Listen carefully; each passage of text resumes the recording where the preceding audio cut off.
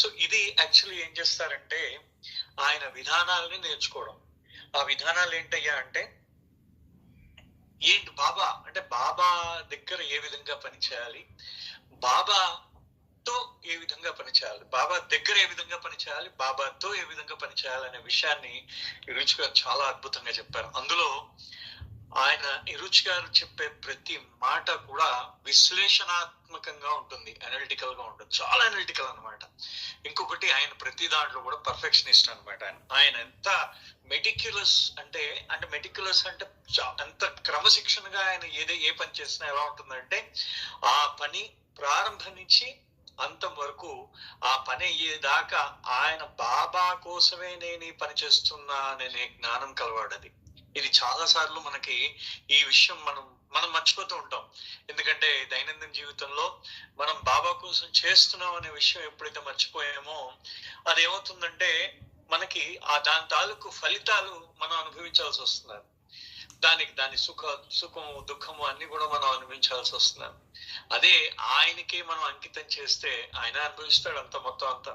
అది అంటాడు అనమాట. అది అసలు యాక్చువల్లీ మొత్తం ఈ లెర్నింగ్ ఈజ్ వేస్ అనే దానికి అది దాంట్లో ఒక అద్భుతమైన అంశం ఉంది. చూద్దాం అదేమంటున్నారు. Hiruch was sitting on his bed with a thick cushion propped behind him to support his back while he gave me the dictation. Balanced on his thigh was a clipboard. Hiruch గారు dictation ఇస్తున్నట్టు ఆయన తన మంచం మీద కూర్చున్నారు. ఆయన దానికి వెనకాతల మంచి బాగా లావుగా ఉన్న ఒక తలగడ పెట్టుకున్నాడు అనమాట. ఆయన దిండు పెట్టుకున్నాడు. దాన్ని ఎందుకు సపోర్ట్ కోసం, నడుంకి సపోర్ట్ కోసం పెట్టుకున్నాడు. ఆవిడికి డవానా బ్రౌన్ కి డిక్టేషన్ ఇస్తున్నారట. ఆయన తొడ మీద ఆయన కూర్చుని తన మంచం మీద కూర్చున్నారు. ఆయన తొడ మీద ఒక చిన్న పలక లాంటిది ఉందన్నమాట. As unusual as it might sound, Hiruch bed was his desk. ఆయన చెప్తున్నారు అనమాట. అంటే Hiruch గారు మనకి అంటే నేను గురుప్రసాద్ గురించి ఇక్కడ నేను మెహరాజాద్ గురించి Hiruch గారి గురించి నేను చదివినంత మట్టుకు ఆయన ఏదైతే ఆయన డెస్క్ ఉందో, ఆయన బెంచ్ ఏదైతే ఉందో అదే ఆయన నిద్ర. అంటే ఆయన అక్కడ దాని మీదే నిద్రపోయేవాడు, అలా పనిచేస్తూ కూడా నిద్రపోయేవాడు. బాబా అనేక సందర్భాల్లో, ఒకసారి కాదు, 2 సార్లు కాదు, అనేక సందర్భాల్లో బాబా వచ్చి అవన్నీ పక్కన పెట్టారు. ఏమైనా గుచ్చుకుంటాయి అనుకుంటే అవన్నీ తీసి పక్కన పెట్టేవారు. చూడండి, అంటే ఆయన అలసట అంతా అయిపోయిన తర్వాత ఇంకా మంచం మీదకి వెళ్ళడానికి కూడా ఓపిక లేకుండా అలా పడుకునేవాడు అనమాట ఆయన. సో ఈ విధంగా ఉండేది. సో దానికి చెప్తున్నారు, this is how it had been with Baba and his room continued to be functioning మెహరాజాద్ office until his last breath. అయితే ఈయన బాబా యొక్క పని ఆ విధంగా చేసేవారు. అదే విధంగా ఆయన రూమ్ ఏదైతే ఇప్పుడు మనోనాష్ క్యాబిన్ అంటాం, మనం దాన్ని మనోనాష్ క్యాబిన్ అని అంటాం. ఆ మనోనాష్ క్యాబిన్ కొండ మీద ఉండేవి 2 క్యాబిన్స్ ఉండేవి. దాన్ని ఏం చేశారంటే ఈ మన బ్లూ బస్ వెనకాతల, ఆ బ్లూ బస్ ఎక్కడైతే పెట్టారో దాని వెనకాతల ఏం చేశారంటే ఒక క్యాబిన్, అంటే ఒక చిన్న దాన్ని చిన్న వాసరా కింద తయారు చేశారు, ఒక చిన్న రూమ్ కింద తయారు చేశారు అనమాట. దాంట్లో Hiruch గారు ఉండేవారు. ఇంకొకటి చాలా స్పెసిఫిక్ ఇన్స్ట్రక్షన్స్ ఫ్రమ్ బాబా. ఇది దీంట్లో ఏంటంటే Hiruch గారు మాత్రమే ఆ రూమ్ లో ఉండాలి, ఇంకెవరు ఉండకూడదని. తర్వాత Hiruch గారు అయిన తర్వాత వేరే వాళ్ళు మెహర్వాన్ జసావాలా ఉన్నారు. తర్వాత Hiruch గారు తన శరీరాన్ని వదిలేసిన తర్వాత మెహర్వాన్ జసావాలా వెళ్ళారు దాంట్లోకి. కానీ స్పెసిఫిక్ ఇన్స్ట్రక్షన్స్ ఏంటంటే that has to be used. అది బాబా చాలా ఖచ్చితంగా Hiruch వాడాలి అని చెప్పేసి బాబా చెప్పడం జరిగింది ఆ రూమ్ ని.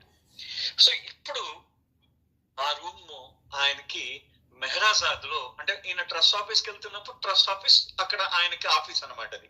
అదే విధంగా మెహరాజాద్ లో ఉన్నప్పుడు ఆయన ఆఫీస్ ఆ room with everything at arm's length, so whatever was needed could be grasped within a moment. This arrangement served as a constant reminder of his life with Meher Baba. అంటే చేతికి అందేటట్టు పెట్టుకునేవారు ఆయన. సర్వం వస్తువుల్ని చేతికి అందేటట్టు, ఆయన చేయి చాచిన వెంటనే అందుకునేటట్టు పెట్టుకునేవాడు ఆయన అన్ని వస్తువులు కూడా. అది ఏంటంటే ఎప్పుడూ కూడా ఈ విధమైన ఆ విధంగా ఆయన అరేంజ్మెంట్ ఏదైతే, అంటే ప్రతి ఒక్కటి కూడా దగ్గరగా, చాలా దగ్గరగా పెట్టుకునేవాడు. అంటే బాబా పిలిచిన వెంటనే గబ అవన్నీ కుక్కేసుకుని వస్తూ ఉండేవారు, అంటే దాంట్లో వేసుకుని వస్తూ ఉండేవారు. Hiruch గారిని విత్ ఇన్ నో టైం బాబా బయలుదేరిపోమన్నారు. మనం ఇప్పుడు బయలుదేరి వెళ్ళిపోతున్నాం. బాబా 1 minute అన్నాడు ఆయన. అనేసి వెళ్ళి బాబాకి కావలసిన టాబ్లెట్స్ ఏవైతే ఉన్నాయో ఆ టాబ్లెట్స్, అప్పుడు బాబాకి కొంచెం ఆ తలకాయ దగ్గర మెడ దగ్గర నొప్పి ఉందన్నమాట. ఆయనకి ఇచ్చిన టాబ్లెట్స్, పెయిన్ కిల్లర్స్ ఇచ్చారు. ఆ టాబ్లెట్స్ అన్ని గబుక్కన బాబా తాలూకు ఒక డ్రెస్, ఇరుజ్ గారికి ఒక డ్రెస్, ఆ తర్వాత బాబాకి 2-3 కావాలి. కరెక్ట్ గా బాబా రూమ్ లోకి వెళ్ళి వాష్రూమ్ లోకి వెళ్ళి బయటకు వచ్చేసరికి ఇరుజ్ గారు నేను రెడీ అన్నాడు ఆయన. చూడండి, అంటే బాబా టాయిలెట్ కి వెళ్ళి వచ్చేసరికి నేను రెడీ అయిపోయింది బాబా అని చెప్పారనమాట. అంత సిద్ధంగా ఉండేవాడు. ఆర్మ్స్ లెంత్ అంటే ఎప్పుడు చేతికి అందొచ్చేటట్టు పెట్టుకునేవాడు ఆయన అన్ని కూడా. సో ఈరోజు రూమ్ వాస్ ద మనోనాష్ క్యాబిన్. ఇప్పుడే అన్నాం కదా, మనోనాష్ క్యాబిన్ ఏదైతే కొండ మీద ఉండేదో మనోనాష్ బాబా కార్యక్రమం అక్కడ చేశారో అది క్యాబిన్, అది కిందన దాన్ని రూమ్ కింద ఏర్పాటు చేశారు. And working with Eruch in the simple space made from the asbestos sheets originally comprising the walls of Baba's 2 cabins on Seclusion Hill gave me the feeling of living in the very history of Advent, while at one and the same time being focused on the daily routine. ఆవిడకి ఏమనిపించిందిట, ఆ మనోనాష్ cabin లో ఇరుజ్ గారు room లో ఎక్కడైతే ఈవిడ పనిచేస్తుందో ఆ బాబా ఆ పైన ఉన్న 2 క్యాబిన్స్ ని ఇరుజ్ గారు రూమ్ కింద తయారు చేశారు. ఆస్బెస్టాస్ షీట్లు, సిమెంట్ రేకులు పెట్టేసి ఆ పైన ఓన్లీ 2 రూములు సిమెంట్ రేకులతో ఉండేవి, అంతే. సిమెంట్ రేకులు మాత్రమే ఉంటాయి దాని మీద. ఆ సిమెంట్ రేకులకి సపోర్టివ్ గా అవి పైన బీమ్స్ లాంటివి, చిన్న కర్ర ముక్కలు, చెక్క ముక్కలు అని కొట్టారు ఆ సిమెంట్ రేకులు పెట్టడానికి. అదే ఆయన రూమ్, ఇరుజ్ గారు రూమ్. ఆయన తన భౌతిక శరీరం వదిలేదాకా ఇరుజ్ గారు ఆ రూమ్ నే తన నివాసంగా చేసుకున్నారు. అయితే ఈవిడికి ఏమనిపిస్తున్నదంటే, ఇరుజ్ గారు నివసించినప్పుడు అది బాబాయే ఆ రూమ్ లో, అంటే నేను ఈ యొక్క అవతార్ మెహర్ బాబా యొక్క ఈ అవతార కార్యక్రమంలో నేను కూడా భాగస్థురాలనే అని ఆ మనోనాష్ క్యాబిన్ లోకి వెళ్ళినప్పుడు నేను కూడా ఈ యొక్క చరిత్రలో భాగస్థురాలనే భావన కలిగింది ఆవిడకి. అదే విధంగా ఇంకొక వైపు ఇరుజ్ గారి దగ్గర నుంచి రోజు డిక్షనరీ తీసుకుని ఆవిడ డిక్షనరీ ద్వారా డిక్టేషన్ తీసుకుని ఆవిడ రోజు ఇరుజ్ గారి కార్యక్రమం ఆ మనోనాష్ క్యాబిన్ నుంచి చేసింది. To give picture of Eruch work space, next to the bed, midway down the hall, was a horizontal wooden beam, roughly 3 inches high and wide, that ran the length of the cabin. This small shelf was wide enough for Iruj to put everything he needed for his office work: dictionaries, pen holder, staplers, pin cushion, erasers, rubber band box, the wooden stationery holder in which he kept his letter opener, paper clip container, postcards, aerograms, telegraphs, and Baba photo stationery, besides a little bag scratcher shaped in the form of hand on the stick, which he had used on Baba's back. along అంటే చూడండి, ఆయన ఇప్పుడు మనకి నేను ఒక మన వాళ్ళు నేను యాక్చువల్ ఒకటి షేర్ చేస్తాను, అది మీరు చూడొచ్చు. అది ఇరుజ్ గారి రూమ్. మీరు చూస్తున్నది ఇరుజ్ గారి రూమ్. దీంట్లో ఈ ఇరుజ్ గారి రూమ్ ని చూడండి. ఆ ఇరుజ్ గారి రూమ్ ని మీరు చేస్తే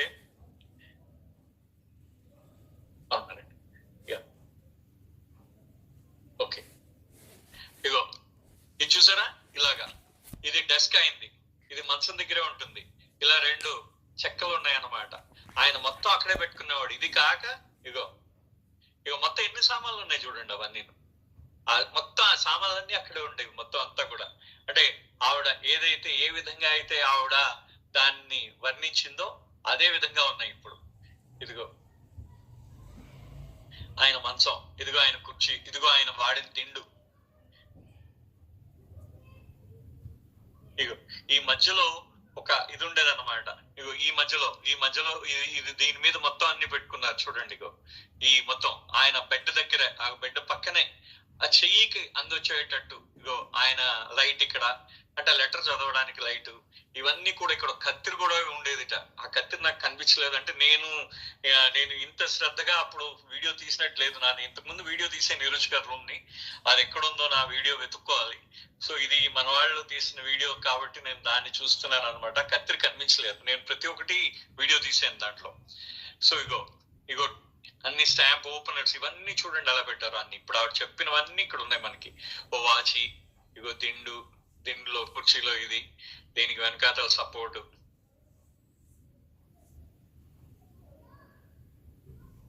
ఇది మనోనాష్ క్యాబిన్ అన్నమాట. సో దీన్ని బాబా ఈ మనోనాష్ క్యాబిన్ లో ఆయన ఇరుజ్ గారు ఉండేవారు. అక్కడ ఏమేమి ఉండేవయ్యా అంటే డిక్షనరీలు ఉండేట, పెన్ హోల్డర్ అంటే పెన్నులు పెట్టుకోవడానికి ఉండేది, స్టేప్లర్ ఉండేది, పిన్ కుషన్స్ అంటే మనకి పిన్నులు గుచ్చుతూ ఉండేవారు. పాత టైంలో ఒక స్పాంజ్ ఉండేది, దానికి అన్ని పిన్నులు గుచ్చుతూ ఉండేవారు, ఆ పిన్ కుషన్స్ ఉండేవిట. ఎరేజర్స్ అంటే రబ్బర్లు ఉండేవి అనమాట, రబ్బర్ బ్యాండ్లు ఉండేవి. వుడెన్ స్టేషనరీ హోల్డర్ అంటే ఒక చెక్కది, ఇప్పుడు మనం చూసాం, అది ఒక చెక్కది ఇలాగా గోడ కంటించింది, స్టేషనరీ హోల్డర్ అనమాట అది, ఆ వుడెన్ స్టేషనరీ హోల్డర్. ఆ తర్వాత లెటర్ ఓపెన్ చేయడానికి మన ఇంట్లో పిల్లలు వాడుతూ ఉంటారు, సన్నని బ్లేడ్ చేతి దగ్గర పట్టుకోవడానికి ఉంటుంది అనమాట, అది బ్లేడ్, లెటర్ ఓపెనర్ అంటారు దాన్ని, అది. ఆ తర్వాత పేపర్ క్లిప్లు, మనకి తెలుసు పేపర్ క్లిప్లు ఏ విధంగా ఉంటాయి, అది. పోస్ట్ కార్డులు ఉండేవి, అంటే ఎవరికైనా కబుక్కుని ఉత్తరం రాయాలంటే పోస్ట్ కార్డులు ఉండేవి. ఏరోగ్రామ్స్, అప్పుడు ఆ రోజుల్లో స్పెషల్ గా ఉండేది అనమాట టెలిగ్రామ్స్. ఏరోగ్రామ్స్ అని వేరేగా ఇచ్చేవారు పేపర్, ఆ ఏరోగ్రామ్స్ ఉండేది. తర్వాత టెలిగ్రాఫ్ ఫార్మ్స్ ఉండేవి, అంటే టెలిగ్రామ్ ఫార్మ్స్, ఎవరికైనా టెలిగ్రామ్స్ ఇవ్వాల్సి వస్తే అవి రెడీగా ఉండేవి అక్కడ. ఆ తర్వాత బాబా ఫోటోలు ఉండేవి, ముఖ్యంగా చూడండి బాబా ఫోటోలు ఉండేవిట. ఆ తర్వాత ఆ బాబా వీపు గోక్కోవడానికి, బాబా చూడండి ఆయన చెప్పడం అది, little back scratcher shaped in the form of hand on a stick. అంటే మనకి చూడండి వీపు గోక్కోవడానికి మనకి ఒక చిన్న వుడెన్ ఉంటాయి మనకి, అంటే ఇనుపవు కానీ వుడెనువు కానీ మనకు దొరుకుతూ ఉండేవి.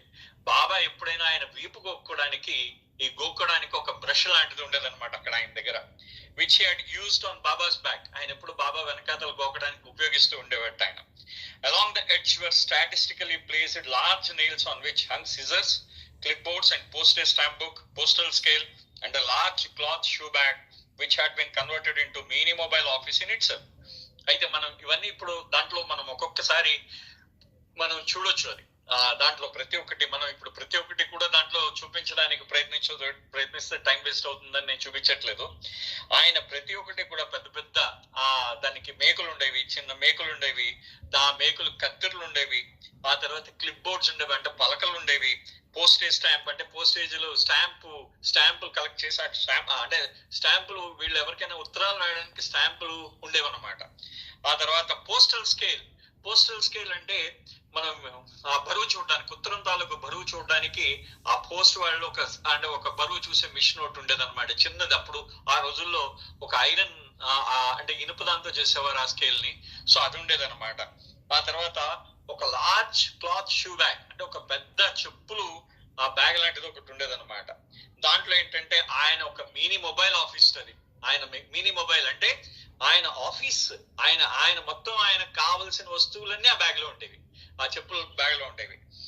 During the summer month spent in Guruprasad, this polka dot pattern hanging bag with many pockets of various sizes traveled with Iruj for his veranda office there. Each pocket had a specific purpose containing whatever supplies he might need. ఇక్కడ ఇరుజ్ గారు మన ప్రతి సంవత్సరం బాబా ఏం చేస్తూ ఉండేవారు, గురుప్రసాద్కి వెళ్తూ ఉండేవారు. ప్రతి సంవత్సరం సమ్మర్ లో వెళ్తూ ఉండేవారు. అక్కడ మనకి ప్రతి సంవత్సరం ఏం చేశారంటే ఆ గురుప్రసాద్ లో ఇరుజ్ గారికి ఒక స్పెషల్ ఆఫీస్ ఉంది. మీకు నేను ఇంతకు ముందు ఒకసారి ఇప్పుడు చేశాను, 1 minute దొరికిందండి. ఓకే, నేను ఇది కూడా చూపిస్తాను ప్లాన్ లో, గురుప్రసాద్ ప్లాన్ లో ఉంటుంది అనమాట అది.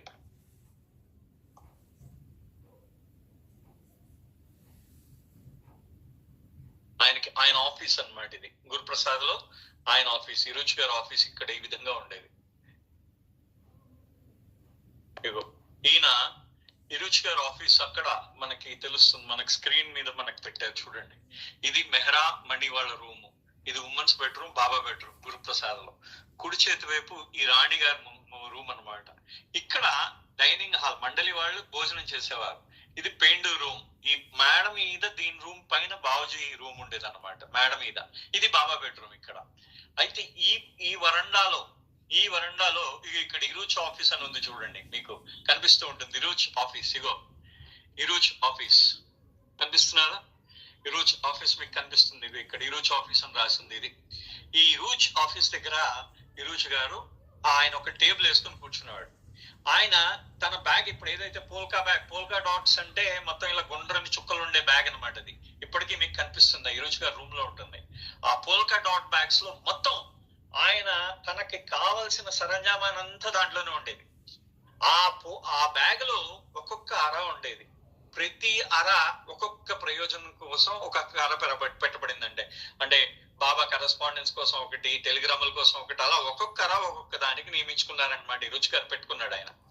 ఎప్పుడైనా బాబా అడగడమే ఆలస్యం, తప్పని తీసి ఇచ్చేసేవాడు అనమాట. అన్ని కూడా ఆయన వెంటనే ఆయన మొత్తం అన్ని చేస్తూ ఉండేవారు. ఆయన మొత్తం అంతా ఆయన ఏం చేసేవారంటే ఆయన వెంటనే బాబాకి ఆయన ఏది కావాలంటే అది తీసుకొచ్చి ఇచ్చేస్తూ ఉండేవారు. సో దీంతో ఏం చేశారంటే ఇరుచ్ గారు ఆ విధంగా చేస్తున్నారు. At the foot end of the bed where I sat, Iruch has placed another set of clipboards and scratch paper for a dictation, as well as a stapler pin cushion. Straight pins were used to hold document page together and a notepad. Anything that I might need to help in the work was within my arm's reach. Iruch garu chudandi, ఆయన చూడండి, అంటే బాబా పనిని ఎంత శ్రద్ధగా చెయ్యాలి అనే విషయం గురించి ఆయన చెప్తున్నారు. ఎలాగంటే ఎలా చెప్తున్నారయ్యా దాన్ని, ఈవిడ కాలి దగ్గర, ఈవిడ బెడ్ దగ్గర, ఈ ఇరుచ్ గారు ఇప్పుడు పెట్టిన బెడ్ ఏదైతే ఉందో ఆ బెడ్ దగ్గర ఆవిడకి దగ్గరగా ఇవన్నీ కూడా ఈవిడ తీసుకెళ్ళడానికి ఆవిడ డిక్టేషన్ తీసుకుంటూ ఉండేది అనమాట. ఇక్కడ ఆ బెడ్ దగ్గరగా ఉండేది ఆవిడకి. ఆ మొత్తం అన్ని ఆవిడకి అందుబాటులో మొత్తం అన్ని పెట్టేవారట. అంటే ఆవిడ లెటర్లు చదివి దానికి మళ్ళీ తిరిగి రిప్లై ఇచ్చేయడానికి ఆవిడ చేస్తూ ఉండేవారు అనమాట ఇదంతా కూడా. So now, that particular morning, we were in the midst of replying to a stack of pending letters when I heard another Mandali member calling my name from outside. The voice was so forceful and the call sounded so urgent that without further thought, I jumped up to answer it. In my haste, I dropped the clipboard I have been holding on my lap. All the papers fell to the floor, scattering everywhere. I started to pick them up hurriedly, but the insistent call continued, and so finally I just left everything and ran outside. Iruch never said a word through all this. ఆయన ఏం చేసేట్టు ఒక రోజు ఈవిడ letters correspondence చేస్తున్నారు, ఇరుచ్ గారి యొక్క ఉత్తరాలని ప్రత్యుత్తరాలు రాస్తున్నారు. ఆ సమయంలో బయట నుంచి డబానా బ్రౌన్ ని ఆవిడ్ని పిలుస్తూ ఒక గట్టిగా ఒక మండలి సభ్యుడు ఆయన గట్టిగా అరిచేట, దవానా అని గట్టిగా అరిచేట. ఆయన వచ్చేసరికి అది ఎంత గట్టిగా వచ్చాడంటే ఆవిడ కొంచెం ఉలిక్కిపడిందట ముందు. ఆ తర్వాత ఆవిడ ఏంటంటే వస్తున్నానని చెప్పలేదు. అక్కడి నుంచి ఆవిడ లేచి వెళ్ళబోయే లోపల ఆవిడ ఒళ్ళో ఉన్న అట్టకున్న పేపర్లు అన్ని కింద పడిపోయి, దాని మీద ఉన్న క్లిప్పులు అన్ని పడిపోయి ఆవిడ కంగారు పడుతూ అవన్నీ ఎత్తడానికి ప్రయత్నిస్తున్నట్ట. కానీ అవి ఇంకా అవ్వట్లేదు. బయట నుంచి మళ్ళీ పిలిచేట. పిలిచేసరికి ఏం అర్జెంట్ ఉందో అని చెప్పేసి ఆవిడ గబాలను బయటికి వెళ్ళిపోయింది అనమాట. When I returned, he was sitting quietly in the same position as I had left him. The only difference was the expression on his face. నేను మళ్ళీ లోపలికి వచ్చేసరికి ఆయన ఏ విధంగా నేను వెళ్ళేటప్పుడు ఏ విధంగా కూర్చున్నారో వచ్చేటప్పుడు కూడా అదే విధంగా కూర్చుని ఉన్నాడు ఆయన అక్కడ. దానికి అంటే వెళ్లే ముందు ఏ విధంగా, వెళ్లే ముందుకి నేను వచ్చిన తర్వాత రెండింటికి తేడా ఏంటంటే ఆయన మొహంలో ఎక్స్ప్రెషన్ మారింది. అంటే ఆయన మొహంలో ఎక్స్ప్రెషన్ మారిపోయింది పాపం ఇరుచ్ గారి మొహంలో. అప్పుడు చెప్తున్నారనమాట ఆయన 1 minute ఆయన చెప్తున్నాడు ఏంటంటే, so he watched me in silence as I collected all the papers still lying on the floor. I was so exasperated with myself that I exclaimed out loud, "Oh God, why I am like this?" Finally, when I had put everything back on the clipboard, I took my usual place at the end of the bed. "Sorry, Iruch, I just don't know why I jumped up like that. What is the matter with me?" It was not even that urgent after all. He did not say anything for few moments. Then with his own brand of quiet forcefulness, he said, ఆయన ఇరుచ్ గారు ఏం చేశారట, ఆయన అలాగే కూర్చుని ఉన్నాడు. ఈవిడ మళ్ళీ వచ్చి కిందన పడినన్ని ఎత్తింది. ఆవిడ మళ్ళీ ఎత్తిన తర్వాత మొత్తానికి ఆవిడ ఒళ్ళో ఉన్న అట్టకి ఆ పేపర్లన్నీ మళ్ళీ పెట్టి క్లిప్ పెట్టి ఆ తర్వాత తను ఆ బెడ్ మీద ఎక్కడైతే ఇంతకు ముందు కూర్చుందో అక్కడ కూర్చుని, అయ్యో నేను ఇలా అయిపోయానేంటి అందిట ఆవిడ. ముందు నేను ఇలా తయారయ్యానేంటి అని అనుకుంది. ఒకసారి అనుకుని, ఇరుచ్ నన్ను క్షమించు, నేను ఎందుకు అలాగా గబుక్కుని వెళ్ళిపోయానో నాకు తెలీదు, నాకేమైందో నాకు తెలీదు, నేను అది కూడా వాళ్ళు అంత అర్జెంట్ కూడా కాదు వాళ్ళు పిలిచింది అని చెప్పేసి అన్నాడు అని అందిట. ఇరుచి గారు ఏమీ మాట్లాడలేదు, కొద్దిసేపు దాకా ఏం మాట్లాడలేదు.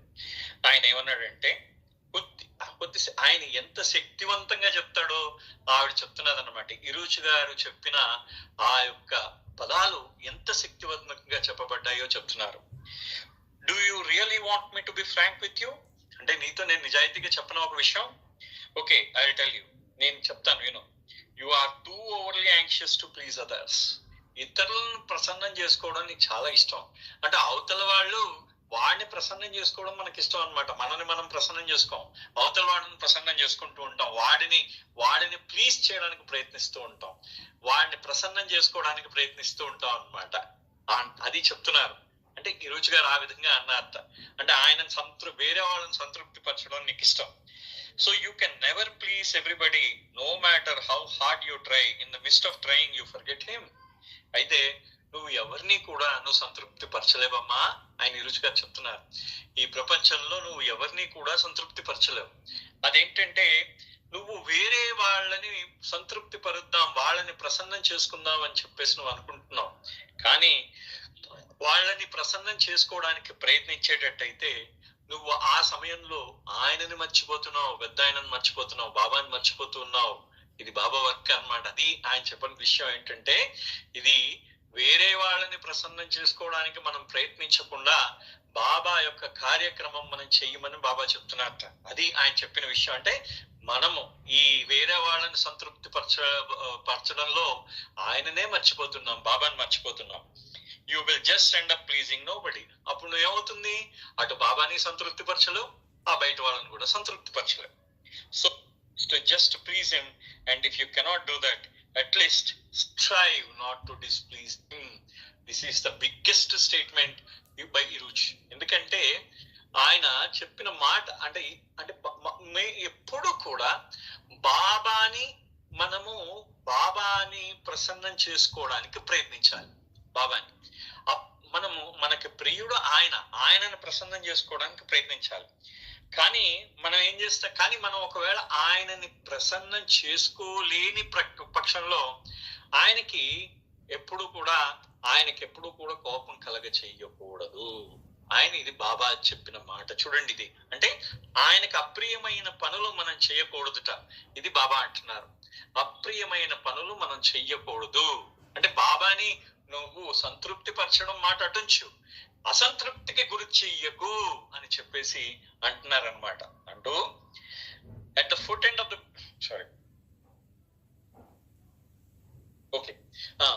I have called you here for this work. If you are not so concerned about pleasing others, you could have easily called out that you would come in few minutes after you finished the work at hand. So నేను నిన్ను ఈ పని కోసం ఇప్పుడు పిలిచాను, నిన్ను ఈ పని పూర్తి చేయమని నిన్ను పిలిచాను.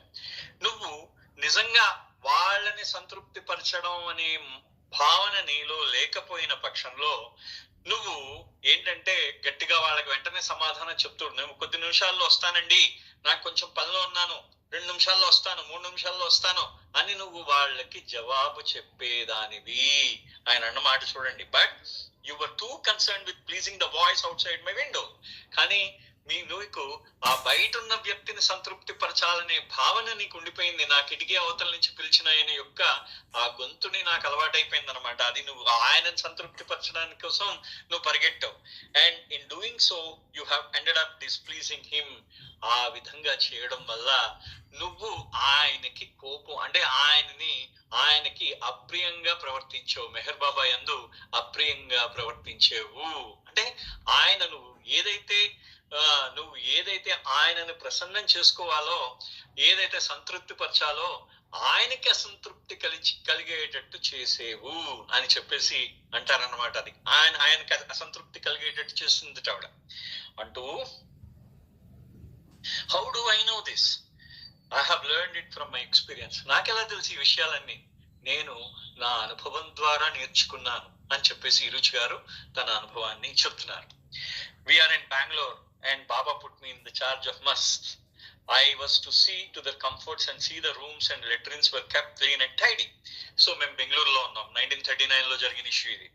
దీంట్లో బాబా ఏం చేశారంటే, ఇది ఇరుచి గారు చూడండి, ఇది ఎంత ఇరుచి అప్పుడు నేను వెళ్ళిపోదాం అనుకున్నాను అనమాట. ఆయన అంటే బాబా చాలా, ఆయన నేను ఎంత చేసినా ఆయనకి సంతృప్తి పడడు అనే భావన వచ్చేసింది ఆయనకి. బాబాని అడిగేశాడు, కానీ బాబా ఇచ్చిన సమాధానంతో ఆయన మొత్తం ఆయన ఏమైందంటే ఆయన మొత్తం ఆయనకి తెలిసిపోయింది అనమాట. బాబా ఇచ్చిన సమాధానంతో, ఓ ఇంత అర్థం ఉందా ఆధ్యాత్మికంగా అన్నాడు అనమాట. దానికి చూడండి, అంటే వీళ్ళు బెంగళూరులో ఉండేవాళ్ళు 1939లో. అక్కడ ఆ లింక్స్ బంగ్లాలో ఉన్నప్పుడు దీంట్లో ఇరుచి గారిని మస్తుల్ని చూసుకోమని చెప్పారనమాట. ఆ మస్తుల సౌకర్యాలు చూడాలి ఈయన, వాళ్ళ రూమ్స్ అంటే వాళ్ళ గదులు, వాళ్ళ లెట్రిన్లు మొత్తం కూడా రోజు కడగాలి, ఈయన శుభ్రంగా కడగాలి. Baba would come each day, but before he arrived I would sweep out the room and make sure everything was ready for him. అయితే బాబా రోజు వచ్చి చూసేవాట మస్తులు రూమ్లు ఏ విధంగా ఉన్నాయో. అయితే ఆయన వచ్చే ముందు నేనేం చేసేవాడినంటే వాళ్ళ రూమ్లన్నీ శుభ్రపరిచి వాళ్ళు అంటే మొత్తం బాబా వచ్చే ముందు శుభ్రంగా ఉండేటట్టు చూసుకునేవాడిని ఆ రూమ్స్ అన్ని కూడా. No matter how hard I tried, invariably he would find some fault and tell me, what, didn't you clean the rooms, why didn't you obey me? Day after day I would try my best, but he was never pleased. It was so frustrating because there would always be something wrong. అది ఆయనకి ఏమైంది, బాబా తర్వాత room చూడడానికి వచ్చే ముందు తుడిచేవాడు. బాబా వచ్చిన వెంటనే, ఏంటి రూమ్ ఇలా ఉంది, ఇంకా నువ్వు సమంగా క్లీన్ చేయలేదు, చూడు ఇక్కడ ఇది ఉంది, ఇదే ఇక్కడ అది ఉంది, అక్కడ అది ఉంది, అక్కడ ఇది ఉంది అని చెప్పేసి ఆయన బాబా ప్రతిరోజు ఏదో ఒక తప్పును ఎత్తి చూపి ఆయన అనేవార్త, బాబా అనేవార్త, ఎందుకు నువ్వు సమంగా ఈ గదిని శుభ్రపరచలేదు, నువ్వు నాకు విధేయత పాటించడం నీకు తెలీదా అని అన్నట్ట. అలా రోజులు గడుస్తూనే ఉన్నాయి, రోజు తర్వాత రోజు రోజులు గడుస్తూనే ఉన్నాయి. బాబాని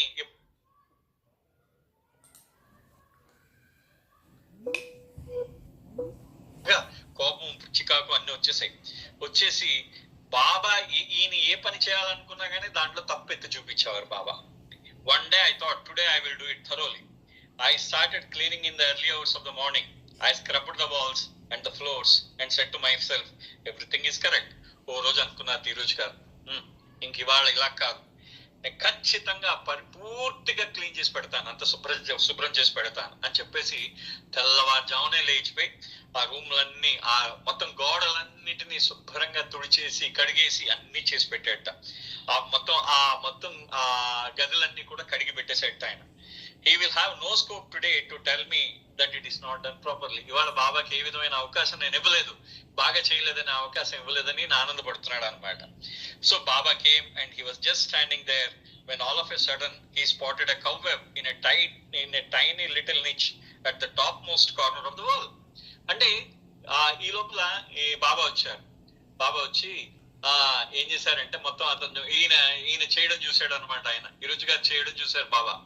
చూసి ఆయన ఏమన్నారంటే, చిన్న బూజ కనబడింది ఆయనకి. చూడండి, ఇప్పుడు మనము సాలెగూడు ఉంటుంది, సాలెగూడు మీరు ఇల్లంతా శుభ్రం చేసినా కడిగినా కానీ మళ్ళీ ఆ సాలెపురుగు కానీ అక్కడ ఉంటే వెంటనే గూడు కట్టేస్తుంది, ఒకటో రెండో చిన్న గూడులా కడుతుంది. ఇదే విధంగా ఇరుచి గారికి కూడా ఆ కాబ్వెబ్, దాన్ని కాబ్వెబ్ అంటున్నాను, సారీ జై బాబా. సో ఇది ఆ కాబ్వెబ్ అంటే చిన్న సాలె గూడు ఉంది అక్కడ. ఆ సాలె గూడు చూసి బాబా అన్నట, ఎందుకు నువ్వు దాన్ని శుభ్రం చెయ్యలేదు అని చెప్పేసి అడిగాట. But Baba I said, I repeated, nothing I do pleases you, no matter how hard I try. చూడండి, ఆయన కోపం వచ్చేసింది ఆయనకి. బాబా ఇప్పుడే వచ్చి ఉండాలి, పొద్దున్న తెల్లారుజామున లేచి కడిగాను ఇవన్నీ, ఇప్పుడే మళ్ళీ ఆ గూడు పెట్టి ఉంటుంది ఆ సాలెపురుగు, నన్ను ఏం చేయమంటావు? అయినా బాబా నిన్ను సంతృప్తి పరచడం చాలా కష్టం, నేను ఎన్ని చేసినా గానీ నువ్వు సంతృప్తి పడవు అన్నాడు ఆయన. ఎవరు? ఇరుచి గారు అన్నట్టు, నేను ఎంత చేసినా గానీ నువ్వు సంతృప్తి పడవు అన్నట్ట. అనేసరికి Baba then told me, as long as you are nothing you do will please me. అంటే బాబా ఇక్కడ ఒక బ్యూటిఫుల్ ఇది చెప్తున్నారు దాంట్లో.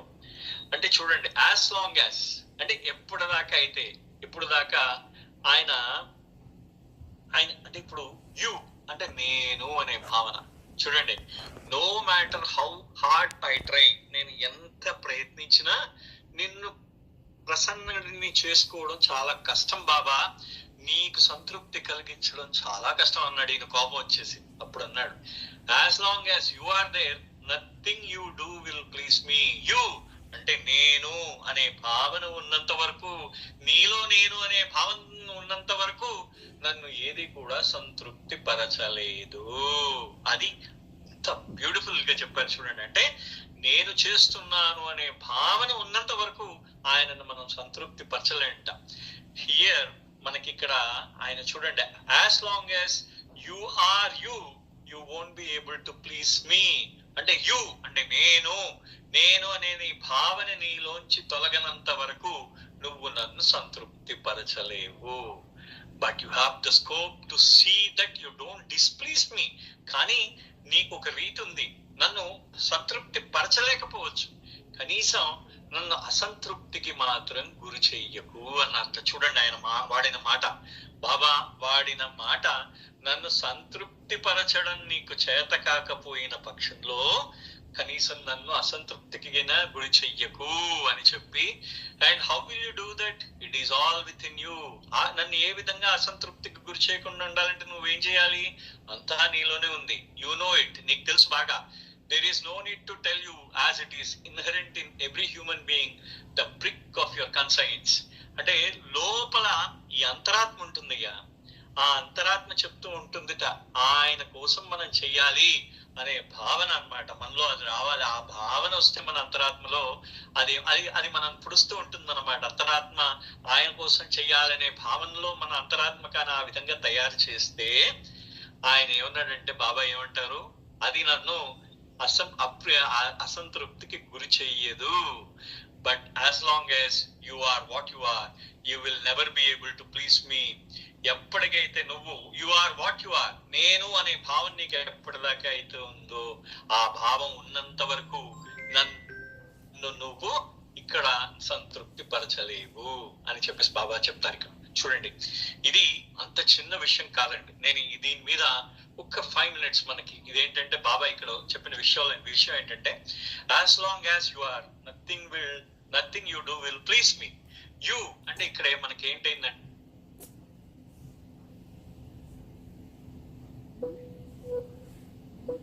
అహంకారం ఎప్పుడైతే ఉందో అది మనం ఆ భగవంతుణ్ణి ఎప్పుడు ప్రసన్నుని చేసుకోలేంట, ఎప్పుడు కూడా. సో మనకి ఎప్పుడు మనం ప్రయత్నం ఏం చేయాలంటే, అహంకారాన్ని తగ్గించుకుని మనలో మనకి ఆ అహంకారాన్ని తగ్గించుకోవాలి. మన మీద మనకి ఏదైతే గర్వం ఉందో ఆ గర్వాన్ని తొలగించుకోవాలి. ఇవన్నీ తొలగించుకుని ఆ ద్వంద్వాన్ని తొలగించుకుంటే ఐ అనే భావం పోతుందిట. So when you will ever please me when you are not. అసలు ఎప్పుడు నువ్వు నన్ను ఇది చేస్తా అంటే, ఇదంతా ఒక్కొక్క సెంటెన్స్ నేను విడగొడుతున్నాను. అంటే నువ్వు నన్ను ఎప్పుడు ప్రసన్నంగా నువ్వు ఎప్పుడు నన్ను సంతృప్తి పరుస్తావు, ఎప్పుడు సంతృప్తి పరచలేమంటే, ఆ అహంకారం పోయిన తర్వాత ఈ ఐ అనేది ఏదైతే ఉందో, నేను అనే భావం ఏదైతే ఉందో అది కరిగిపోతున్నప్పుడు భగవంతుడు అనే భావం మాత్రమే ఉంటుంది. అది నిస్వార్థమైన భావంట. That is the state of selflessness or ఫనా. అంటే నీ యొక్క అహంకారాన్ని, నీ యొక్క స్వీయ నీ ఆత్మను నువ్వు పూర్తిగా చంపేసుకుంటున్నావు. నేను అనే భావాన్ని చంపేసుకుంటున్నావు. ఇక్కడ నేను ఉండదు, ఓన్లీ ఐ ఉంటుంది. అప్పుడు అక్కడ ఉండేది ఏంటంటే ఐ అనేది ఉండేది, ఐ అని ఉంటుంది. So but you have a scope to see that you don't displease me అనేది, ఇది చాలా ఇంపార్టెంట్ అయిన పదం. ఏంటంటే ఇక్కడ నువ్వు ముందు నీకొక పరిధి ఉంది. ఆ పరిధిలో నన్ను ఎప్పుడూ కూడా అసంతృప్తి పరచకు.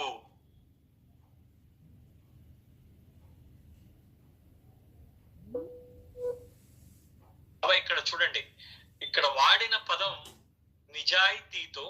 నిజాయితీతో ఆయన బాబా ఏం చెప్తున్నారు, త్రికరణ శుద్ధిగా ప్రేమతో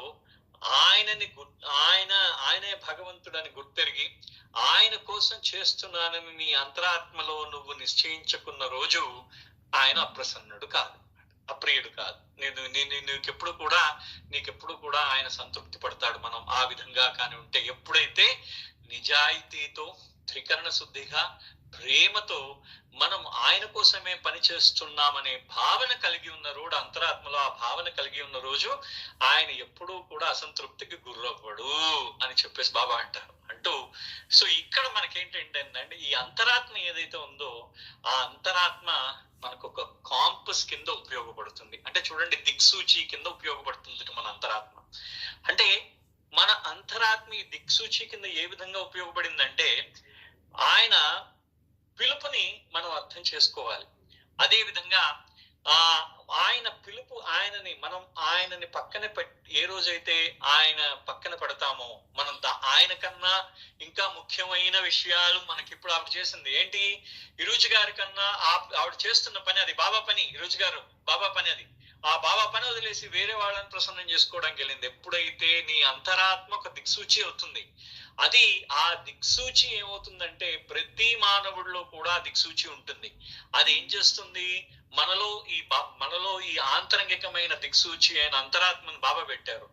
దీని ఎప్పుడు కూడా అంతరాత్మకి సంతృప్తి కలిగించి, అంటే మనం చేస్తున్న పని ఆయన కోసమే చేస్తున్నాము, కరెక్ట్ గా చేస్తున్నానే అనే భావన ఎప్పుడైతే వస్తుందో అప్పుడు ఆయన అసంతృప్తికి కానీ అప్రియానికి కానీ గురికాడనమాట ఆయన. సో మన ప్రయత్నాన్ని మనం ఎప్పుడు మన ప్రయత్నం దేనికోసం చేయాలంటే మన అహంకారం పోవడం కోసం చేయాలట. మనలో ఆయనకి అప్రియం కలిగించే ఏ విషయాలైతే ఉన్నాయో ఆ విషయాలని సత్యపూర్వకంగా, ప్రేమపూర్వకంగా మన అంతరాత్మ చెప్పే మన అంతరాత్మ యొక్క ఆ స్వరాన్ని విని ఆయన కోసమే పని చేస్తున్నామనే భావాన్ని మనం అక్కడ గుర్తు పెట్టుకోవాలి అని రుచి గారు చెప్పారు. దిస్ ఇస్ ఒక మైండ్ బ్లోయింగ్ ఎక్స్ప్లెనేషన్ ఆయన రుచి గారు. అసలు నాకైతే అంటే నేను ఈ ఒక్కొక్క సెంటెన్స్ తీసి మళ్ళీ నాకు అనలైజ్ చేస్తుంటే నాకు కళ్ళమని నీళ్ళు వస్తున్నాయి అనమాట. ఆయన అంటే మనము ఏ విధంగా మనల్ని ఏ విధంగా బాబా ఉండాలని కోరుకున్నారో ఆ విధంగా మనం తయారైతే ఆయన ఎప్పటికీ కూడా అసంతృప్తికి గురికాడు. అది మనం చేయాల్సిన పని. అది ఆయన రుచి గారు అంటారు. సో నేను ఇవాళ ఇక్కడ కొంచెం ఆపుతానండి. 7:47 అయింది. ఎందుకంటే 7:50 దాకా ఇవాళ కొంచెం నేను ఇవాళ జర్నీ చేసి వచ్చాను, కొంచెం ఒంట్లో కూడా బాగాలేదు. Even then I'm happy. అంటే అందుకనే ఇవాళ ఒక పాట పాడించండి, రేపు మళ్ళీ కంటిన్యూ చేస్తాను. పాట పాడించి హారతి పాడేసేయండి మేడం. జై బాబా అండి. సుబ్రహ్మణ్య గారు జై బాబా అండి. నిజంగా